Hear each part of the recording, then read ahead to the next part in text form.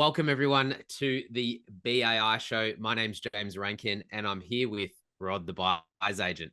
So Rod Reinsma. I stuffed it up even then. Reinsma, right? Like it's All raining good, mate. outside. All good. Reinsma, mate. That's it. How are you? Welcome to the show. How's the sunny Gold Coast at the moment? Listen, it's actually turned it on the last sort of week or so. I wasn't sure. I obviously missed the live event. I was really unwell, but we've had probably the wettest, coldest, I guess, winter ever. So it's good to see the sun back out, and I guess bring it to its where it's meant to be, which is the Gold Coast, and it's all sunshine. So yeah, Yeah, sunshine and rainbows. Hey, the good old that's sunny. it. I mean, I spent a bit of time up there last year as well, or like this year and end of last year, and yeah, it was super wet. Hey, like all through that summer period, and then like even early sort of autumn, it was just wet. So not what you used to. But mate, No. you've had a bit of a journey on or in the BA space and like a property investor. But where did I guess that hunger really come from? Like where did it start? Was there anything that led you to wanting to get involved in the property space, like outside of being a buyer's agent, like even beforehand? Was there like a moment in your life that sort of said, I want to do that thing? Yeah, I think a lot of who we are as a person, and I guess the direction we follow and so forth, is sort of stems from I guess in my case my father, and people you sort of your family or people that you're close to, is probably a big piece of it. So my father migrated from the Netherlands back, in the 60s or something. And he had nothing. He had $50 in his wallet, didn't know English and all the rest of it. But he always had that sort of I guess that investor mindset, and he sort of just threw me in front of books pretty early on in the piece. We went to seminars also at a young age, and property was something that he was very passionate about himself. He had a few, I guess, hurdles in his life that stopped him from really getting to, I guess, what he wanted to achieve and his full potential. But from what he's taught me, and I guess his passion has brought it out of me, to be honest. There you go. Yeah. That's I mean, you hear these stories, and obviously like you're doing quite well in your business, and it started at a young age. Like how old do you reckon you were when you went to a seminar, like a property seminar? Geez, I would have been like 10 or something, to be honest. Like That's that's, crazy. yeah, my dad was right into it. And, he made a few mistakes along the way. There was, no different to, I guess, the fraud and the spam stuff that goes around now. There was all that kind of stuff as well. So, but what was it, a Frank Knight or something back in the day? I don't know. There was all Yeah, these yeah. bits and pieces. But yeah, I remember going to some of them. And listen, I've always thought, property's the vehicle. And from my perspective, it sort of does two pieces of the puzzle for me. Like, yes, it creates that wealth and so forth, but it's also giving someone a bare essential in life, which is shelter. And, let's face it, not everyone's going to be able to financially afford a property. And if I can sort of house them, pay it forward to a certain extent, and obviously that's helping me generate some wealth as well. That's what sort of got me into the space. Yeah, it's a pretty good ecosystem to be in. Hey, like, yeah, if you've got that core belief that you're doing good, and a lot of buyers agents are doing good, especially owner occ or investment, creating wealth. Like even owner occs are still, I believe, property investors because they're investing in their future, like with owning a home. Yeah, it can be a great feeling. So that like started off at 10, which is awesome. Like getting involved in the property space. Then you didn't jump into property straight away. You had another career path. Yeah, I sort of had it funny. Like I said, my dad was sort of my mentor, if you like. Like I wanted to obviously follow in his footsteps to a certain extent. I wanted to exceed it. He came to the country, like I said, $50, no English, and if that's what he could achieve, what's my excuse? That sort of mentality. So I obviously wanted to really strive to do the best I possibly can. So he drummed it into my head pretty early. Like if you want something, you've got to work hard, get it, whatever it may be. So I was selling like chocolate on the street. Like I was getting a mold kit at Easter and melting down sort of compound chocolate and selling it to the neighbours. And we sort of we grew up in like a housing commission sort of area, so there's lots of units around, lots of people selling like lemonade on the street, like all sorts of things. So sort of started in that piece of the puzzle. And then I guess as soon as I could get a real job, if you like, or what I thought was a real job, I sort of ventured into the supermarket space. And so I was still at school when that happened. Didn't know what I wanted to do as such. I still loved real estate, but I just didn't have that passion to be a real estate agent per se. Yeah, I just one thing led to the other, and I was with supermarkets for over 20 years, and it was good. It's gave me an income, and it made me. I guess it sort of taught me a lot around sort of people, and there was a little bit of sales in there and so forth. But with those big companies, people just come anyway. It's not like I have to sort of bang on doors to get them into the shop as such. But lots of experience, and I learned a lot in that time as well. Oh, mate, customer service, that's like next level. I mean, I worked at Coles when I was a kid. Like that was, I think, my second job, all the way through to when I finished high school. And I remember like customers, there was one day that we'll shut a year and it was Good Friday. And there was people banging on the door saying, because we were in there, I don't know why we were in there, like a stock take or something, start doing some sort of changeover. Actually, I think it was the dairy fridges or something like that. They were doing a changeover, and that was the day that they could do it. And these people were just like crazy. One day a year, and they were just going mental at the front of the shop. So I couldn't imagine the stuff that you would have had to deal with over the course of it. And no doubt has set you up for success with dealing on certain situations, and all the trials and tribulations that we go through as buyers agents when we're running this type of business. Is there anything that sticks out to you, like a one moment that you wouldn't mind sort of telling us? Oh, I probably could share heaps, but so I grew up in Sydney, and like I was part-time security guard almost in that space as well. Like it was pretty full on. Like you were everything in management. You were like store cleaner and so forth, and no different to a certain extent, of course. There's obviously some money behind you and some leadership, but you were no different to when you start up your business. You're the marketing person, you're the team maker, whatever it may be. So I could share heaps of stories, but I think one of the biggest things that I learned over the 20 odd years was definitely that customer service space. It was something that was just was in my DNA from the beginning, and I never had a problem jumping on a register, for argument's sake, and serving as the store manager. It was something that I was very passionate about, and coming to work, yes, meeting your team and all that kind of stuff was great, but customers walking through and saying, "Hey, Rodney, how you going?" or whatever it may be, like that was really heartfelt for me. So I think customer service just taught me a lot in that space. Yeah, and it shows like through in your business now. Like I've had some contact, like a decent amount of contact with you over the last 18 months, 2 years, and just I've seen your care for not only your clients but just team members.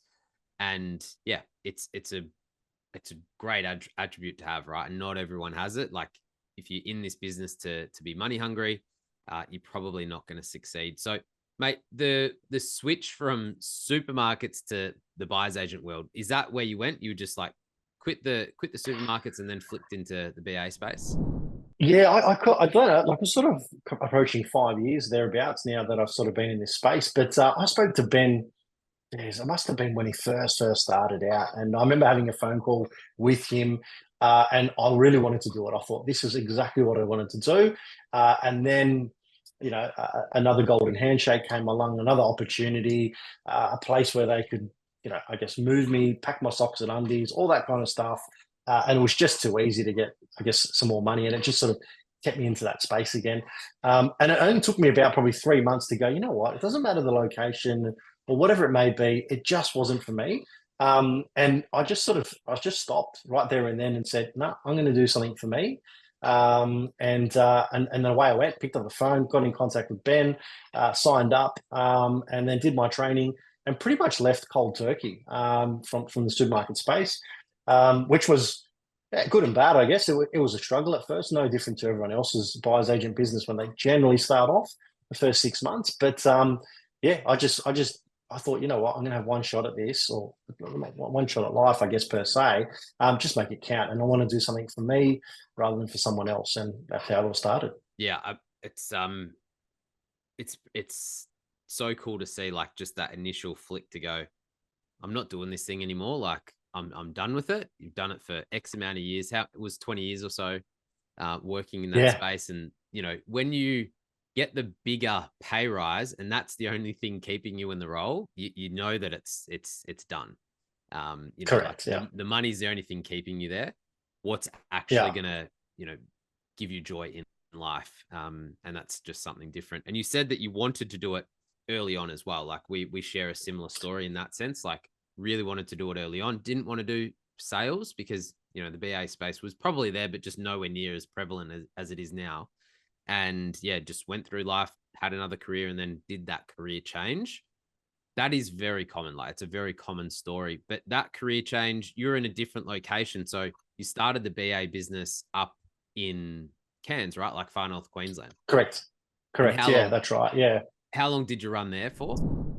Well, you still run there, like in terms of We'll still run life. there. Yeah, absolutely. Yeah. Yeah. Yeah. So, like I said, we're coming up to 5 years now, which has been great. But I think if we take it back a step, there was probably one event, James, and sometimes you need these events to sort of, I don't know, kick you in the ass, kick you in the gear, whatever you want to call it. But my partner's a nurse. I only got to see her every now and again because of shift work and so forth. And so I used to come and visit her for lunch on my days off or whatever it may be. And there was a little room at the end, like this little sort of, I guess, a family room when she worked in the cancer wards. That family room, you know, was some pretty hard conversations happening in there most days about their family member that was in there. And I remember just looking out over the esplanade from that room. Obviously, no one was in there at that point in time. I was waiting for my partner to go on lunch. And it just sort of dawned on me, like, my father passed away from cancer, so it was pretty close to me. And walking through that ward, just thinking, you know what, what am I doing? Why am I sort of wasting my time not doing what I want to do? And that's probably the main driver, if I'm really honest, that got me into that space, and went, you know, I'm just going to make that happen. So I guess essentially that was the pivotal point for me. Yeah, the catalyst that made you do it. And Mm, it's these life yeah, moments, like appreciate you sharing as well, mate. But it's these life moments that really push you forward. I remember when I was younger, my dad's business partner passed away, 49. He had respiratory issues and he was overseas in China, like visiting one of the factories. And just because he wasn't close to a hospital, he just died. You know what I mean? Just died. If it was close to a hospital or any sort of just oxygen, he would have been fine. That for me, like, was a real turning point for myself. And it was just like I still remind or are reminded about it, and obviously talking to you now about it. But it's those key things, and it's a shame that it has to be such a big event that makes us switch. But as long as we have, like, we've made that switch, and now we're doing the thing that we want to do, and yeah, enjoy life, and yeah, create a pretty amazing business along the way. So F&Q Property Buyers started then, back in, I'm going to guess, like, what would have been 2019, 2020. yeah, correct. Yeah, yeah, Yeah, yeah. yeah. So just as the world stopped, I think, during COVID, that I was probably started around December 19. We sort of started to get some things in play, and then yeah, I remember watching the world just stop in March 2020. Good time to start a business, hey?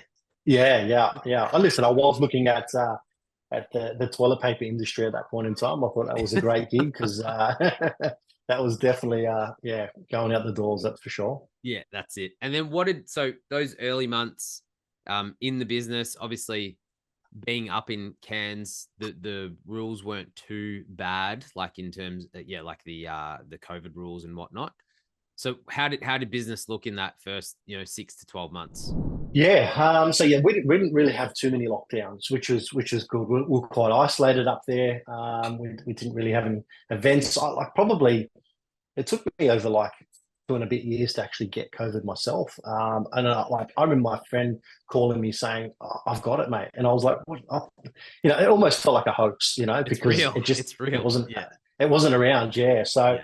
but yeah, it was a bit of a struggle at first. Not going to lie, and I think more of an awareness piece.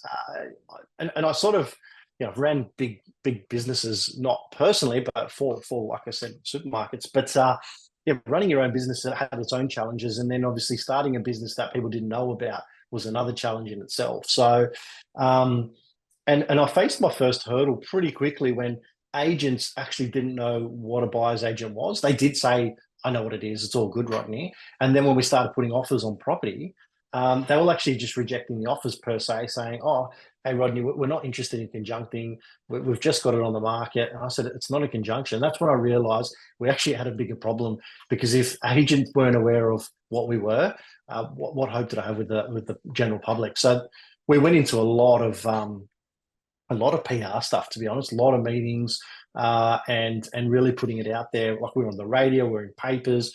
We just really spread the word. And then agents started to do deals with us. And then it started to fruition into where it is today. But the first 6 months was definitely a challenge. Lots of coffee with lots of agents. Yeah, the heart rate was up with all the coffee. Yeah.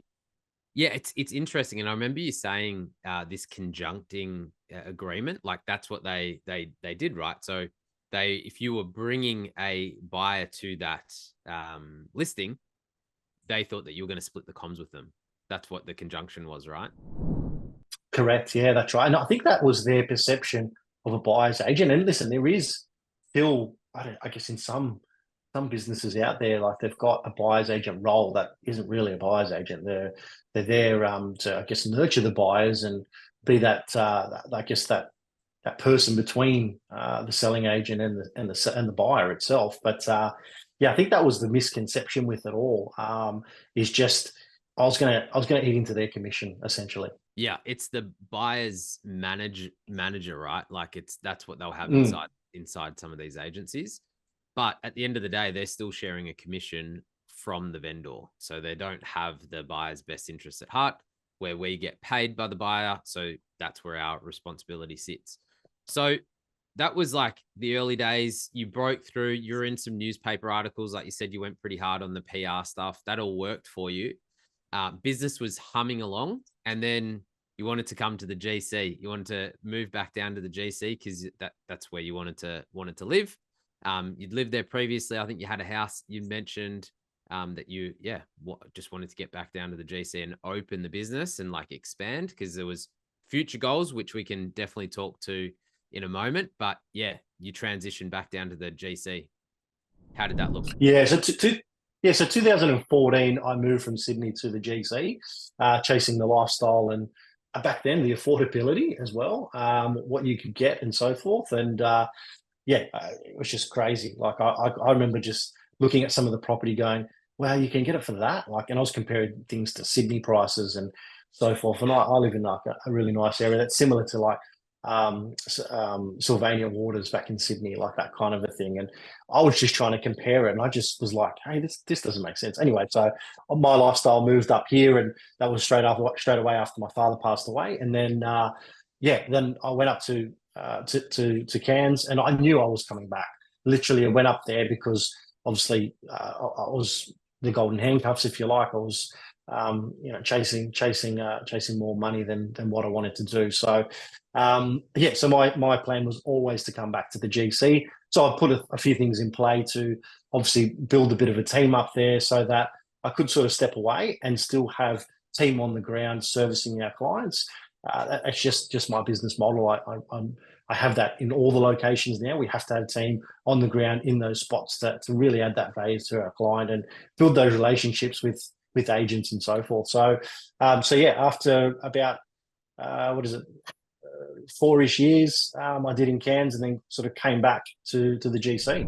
GC, and the early days, like coming back down to the GC, you've done the hard yakka up in Cairns, you got that business rolling, and then it was like almost starting again, hey, like down here, starting a new business. Correct. Yeah, and I think we talked about in one of the boot camps before that shiny magpie syndrome or something along those lines. I think it's called. Yep. Like, I was pretty much on that, and I just sort of seen all these opportunities, and I started with the CRM, and I thought it was the bee's knees at the beginning, and then it wasn't, and then I've seen some other stuff, and so I just kept evolving, which is probably a little bit of a downfall. But I wouldn't call it a perfectionist, but as you sort of said, I really try to go above and beyond for the clients, and probably put some things in there that maybe I shouldn't, I don't know. But I really just try to do as much, I guess, getting as much information for them to make an informed decision, I guess. And so for me, I've just kept tweaking the systems and so forth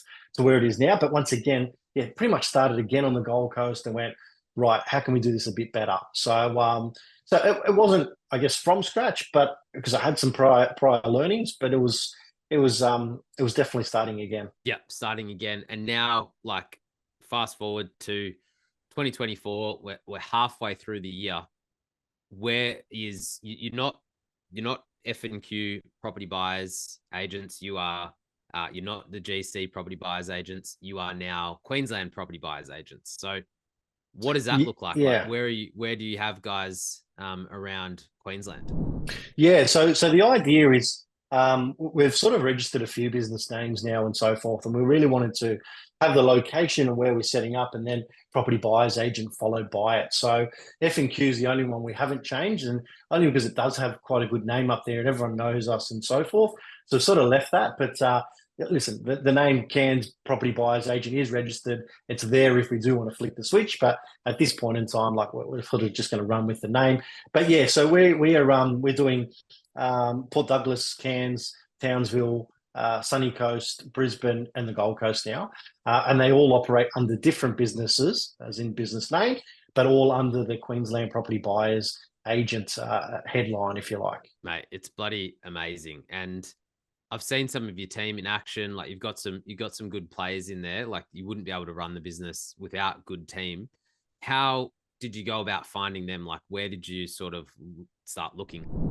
To be honest, I sort of it all started, I guess, in Cairns, and I put an ad up just on my Facebook, just to friends that I had on there in connections, and I had heaps of people apply. So it was just sort of through that, and then obviously interviewed a lot of them, and I did well, I didn't really do the same, but I had a lot more people sort of reach out and say, "Hey, I'm interested to get into the buyer's agent space. I love it. I'm not really too interested in running an own business, but I'd really like to go in there and work for you." And so some of these people have actually reached out to, a lot of them actually reached out to me saying, "Hey, is there any opportunity we can work together?" And that's how it started. And then, we started to just open up places where they lived, and really built it out from there. Rest is history. There you go. Yeah, So yeah. yeah, Brisbane. So the Brisbane, Townsville, Cairns, Port Douglas, Gold Coast, right? Have I missed one? Yeah, so Townsville, Cairns, and Port Douglas Yep. operate under F&Q Buyers Agent.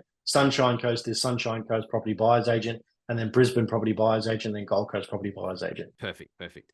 And like, with that expansion, there's people at all levels. They want to create like a lifestyle business where it's, few hours a day. Like, you can generate a really good income from a few hours a day in this business, or scale it to the moon like you have. I guess what's the outlook for that? Like, where do you want it to get to? Is it, LGA based? Is it like a little bit sort of larger areas than that? Like, where's your vision? I know you're a forward thinker.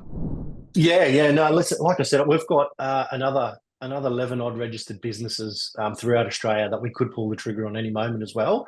So for us, it was getting that infrastructure process, everything right in the CRM in the background. And like I said, we just keep playing around with it all the time. Obviously, you've introduced me to Monday.com, which is great. I use that for, I guess, my client side of things, like when we get a client, and then we've just built out our own go high level account for the front end. So yeah, it's a bit of a hybrid, but I think that's the thing. It's just more around getting those systems right, and we can duplicate that in the right areas. So for me, it's just having the right team in those spots. At the moment, I really want to just master Queensland, if you like. We've covered off pretty much everywhere we want to go now in Queensland. I don't know if I want to set something up in, Toowoomba or Ipswich as such, but we're in the main cities there. That's sort of where we're going to be, and then maybe we'll venture in further south and get into Sydney and ACT and wherever it may be. So they're ready to go. We've just got to find the right team and just scale it because we've got those foundations in place. There you go. And that is the beauty of this industry. It's on the awareness of it, but also we're at the early stages of business, there's a lot of single operators out there. And as, you know, businesses like yours get bigger, they become opportunities for people coming into the space, right? Like you don't have to do it the hard way. You can go and work with someone like with Rodney. So there is options out there, mate. Absolutely. We're nearly at the 30-minute mark, but I just wanted to ask you a question around like what you've learned. If you were talking to, you know, a new buyer's agent or someone that's coming into the space, is there any one thing that you would say like to do, and you know, what's a key to your success?